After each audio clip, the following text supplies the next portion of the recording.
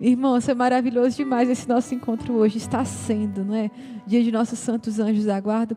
Mãe de Virgem Maria, partilha conosco? Partilho sim. Esse é um dia muito lindo. Estava aqui lembrando, né, durante o nosso texto, a nossa oração. Não vou contar o testemunho que falei para a senhora, eu lembrei de outro.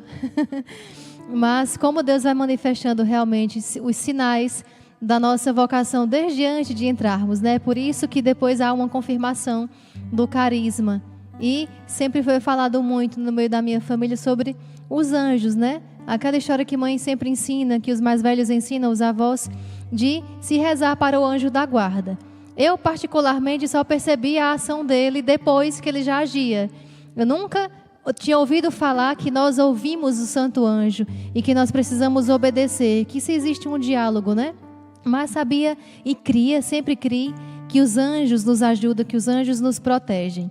E lembrei aqui, enquanto rezávamos, de um fato, eu digo realmente assim, extraordinário, porque Deus me deu a graça de naquele dia saber que era realmente aviso dele, aviso do céu. Ele enviou o meu anjo naquele dia, eu acho que foi a minha primeira experiência de muito concretamente ouvir o meu santo anjo da guarda falar.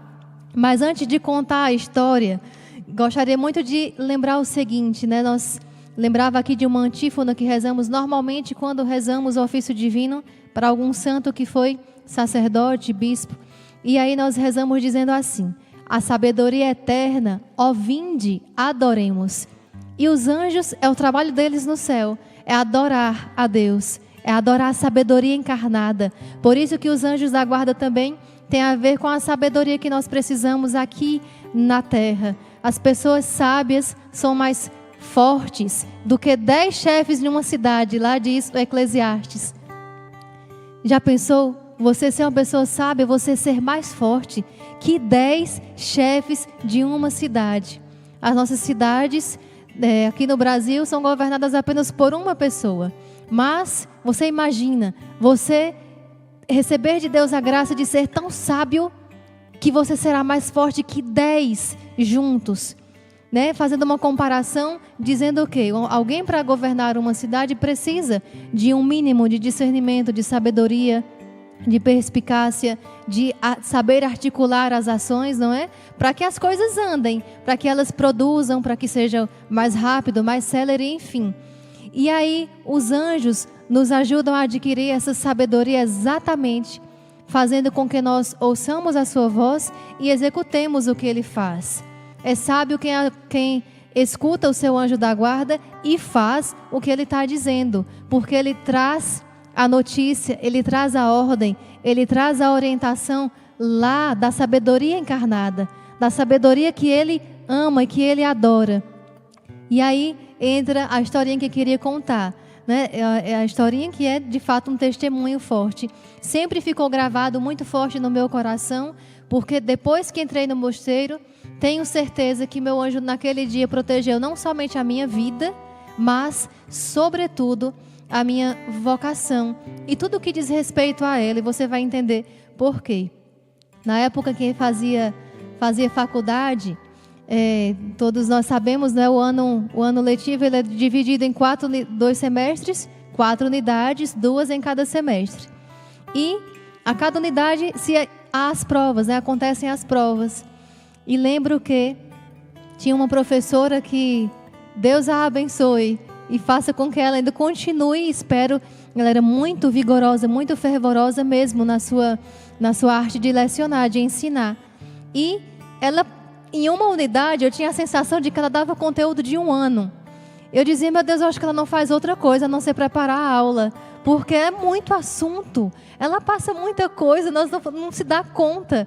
E na época eu trabalhava, saía do trabalho 10 para 6 da noite, só dava tempo de trocar a roupa para ir, para tirar o fardamento do trabalho e entrar no carro, lá no próprio trabalho, a van passava e me pegava junto com meus outros colegas e nós íamos. A faculdade era em outra cidade, era na cidade de Vitória de Santo Antão. E eu morava em Bezerros, era mais ou menos 1 hora de viagem.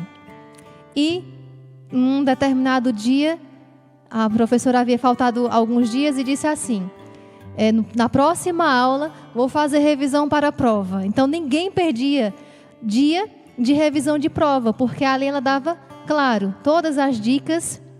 Professora que é professora mesmo, eu tive, graças a Deus, muitas assim.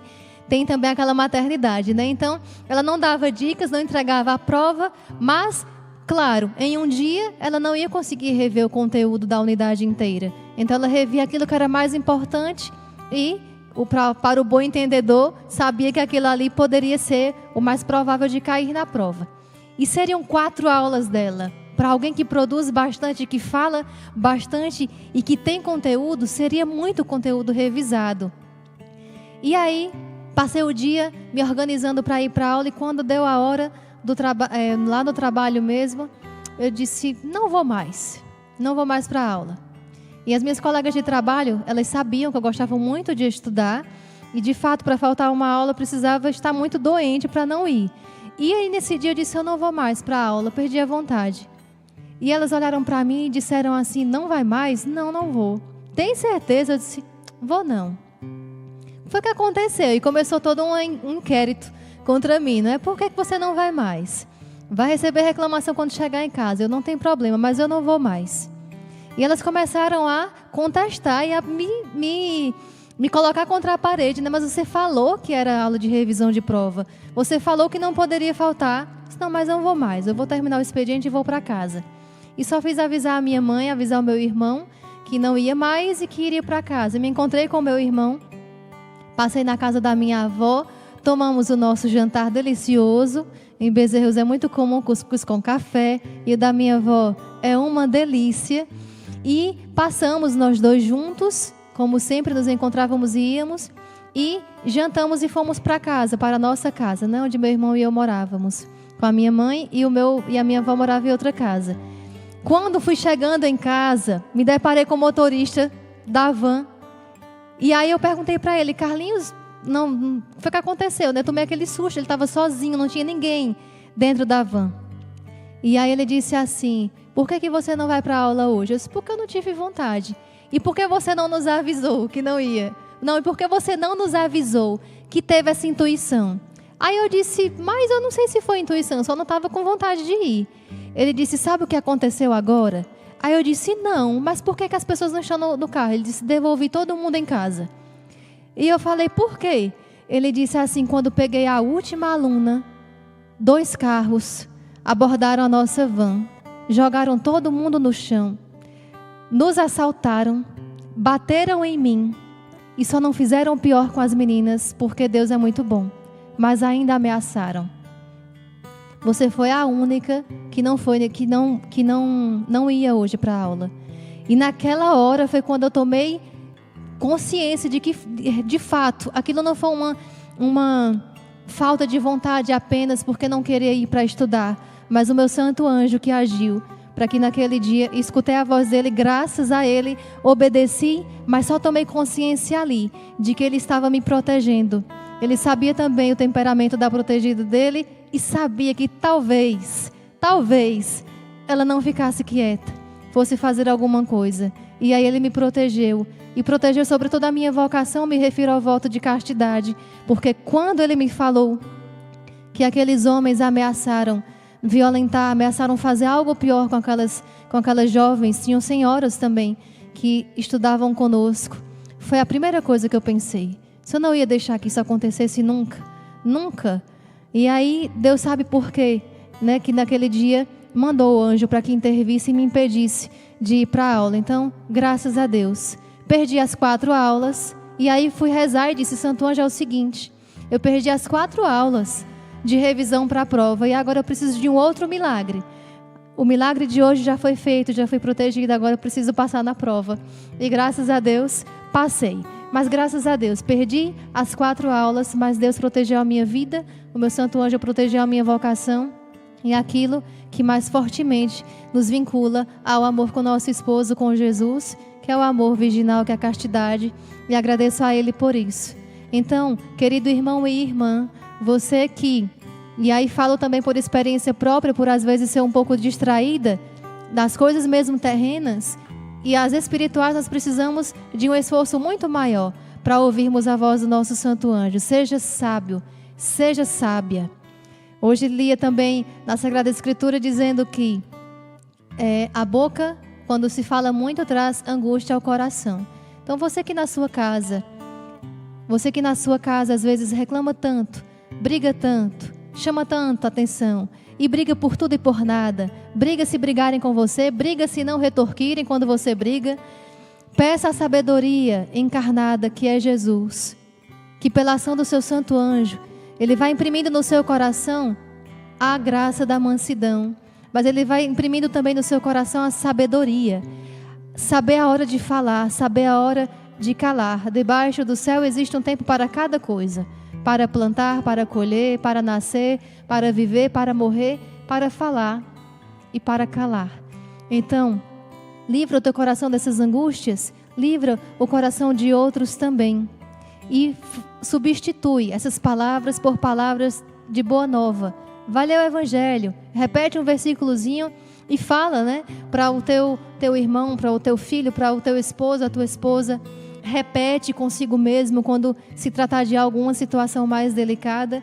E enfim, se une a esse anjo que está lá, unido à sabedoria encarnada, para que ele te comunique todas as suas atitudes, tudo aquilo que você deve decidir, de acordo com também todos os valores cristãos. O Santo Anjo também nos ajuda a isso, a nos unirmos a Jesus e nas nossas decisões, atitudes e comportamentos, agirmos de acordo como verdadeiros cristãos e de acordo com os valores que Jesus nos ensina, a honestidade, a retidão, enfim, tudo aquilo que Jesus no seu Evangelho vai nos ensinando. Pede a graça dele ser o pintor da tua alma, o seu santo anjo, dele pintar na tua alma todas as palavras do Santo Evangelho e que você possa vivê-las com o mesmo ardor com que ele adora esta sabedoria lá no céu. Nossa, gente, que testemunho forte, não é? Foi assim, os guerreiros falam, e testemunho de arrepiar, irmã Diniz Maria. Deus seja louvado. Que livramento tão grande, que maravilha. Olha, também muitos foram se identificando. Olha, sou conterrânea da irmã Diniz Maria, sou de Pernambuco. São muitos, viu? São muitos. O povo pernambucano é um povo muito fervoroso, irmã Terezinha e Letícia. Um povo apaixonado. Um povo que quando realmente ama a Deus, ama de verdade. Verdade, irmã Diniz Maria. A experiência que eu tenho é essa.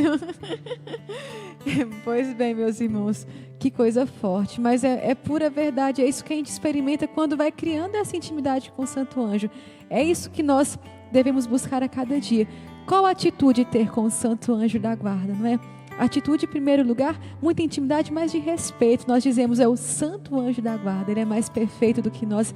É o nosso santo que vela. Por isso, merece ser tratado com intimidade, com carinho, mas com respeito. Também com confiança. Tem uma oração tão linda que a gente reza, né, irmã Diniz Maria? Santo Anjo, tu o mais fiel de todos os amigos. Então, guarda essa palavra. Ele é seu amigo mais fiel. Então, assim, ele está realmente presente e próximo. Conversa com ele. Está com uma dificuldade no Santo Anjo, não é só para conseguir vagas no estacionamento, não. Não é para ajudar no engarrafamento. Não é só isso, não. É muito mais nas suas lutas espirituais, sobretudo. Mas em cada pequeno acontecimento corriqueiro, invocar a presença do Santo Anjo da Guarda. Isso é maravilhoso. Assim a gente vai crescendo na intimidade e vamos ficando mais dóceis à sua voz, à sua ação. E claro, também a atitude de gratidão, agradecer a Deus por ter esse cuidado conosco. Imagina como nós somos amados por Deus. Deus enviou essa criatura celeste para velar por nós constantemente. E nosso Santo Anjo está constantemente diante da face de Deus. É o que nós lemos no Evangelho da missa de hoje. Nossos santos anjos contemplam sem cessar a face de Deus. Isso é forte demais. Já pensou, o seu exclusivo anjo da guarda que está aqui intercedendo por você, está sempre diante do Senhor. Isso é maravilhoso. Então a gente tem que fazer uso dessa graça, não dar descanso para o nosso anjo da guarda, não. Então cresça. Então esse é o nosso chamado para hoje, crescer cada vez mais na intimidade com o nosso querido amigo anjo da guarda. A irmã Emanuel Maria que tem história, né? Que ele guardava o espaço para o anjo da guarda no carro dos pais dele. Enfim, história sem fim com o Santo Anjo da Guarda. Você também pode ter essas várias histórias se você cultivar essa amizade, essa intimidade também.